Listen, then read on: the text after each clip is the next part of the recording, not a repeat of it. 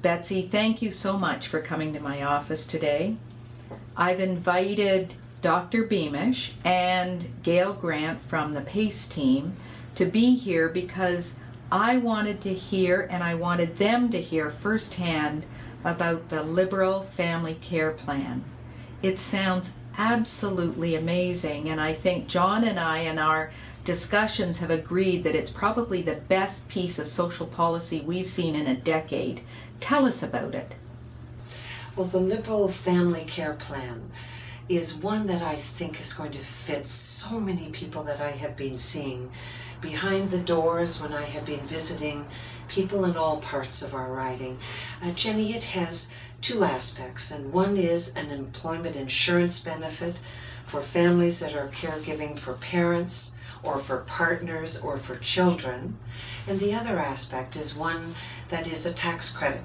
The Liberal Family Care Tax Credit will enable retired people, persons who are self-employed, persons who are staying at home. It will enable them to have a tax credit, the equivalent of $1,350 per year, available to them at the house level. So Gail, I've described the two programs. How would that help the kind of families that you see, and how is this going to provide the support that you think they need?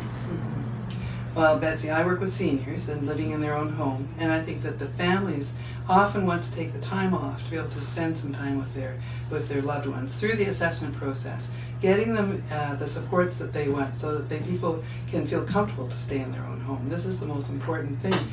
People want their families around. Those are the most important caregivers. The rest of us can help the families. If the families have more time to do this, then by staying home from work, then they'll be able to go back to work when the things are settled and we have supports in place. But through the assessment process, this will make a big difference. Betsy, these plans are going to be very helpful for my patients. I see, as you know, many people with dementia. And for families to be able to assume a role in providing the care that is meaningful and now supported financially is going to be a huge change. You know, Jenny, I couldn't agree more with you. You know, these caregiving skills used to be part of society. Everyone was a caregiver.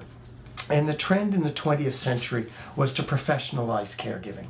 So a lot of these skills and abilities were taken away from families and given to professionals. And I couldn't agree more that we can't carry on like that.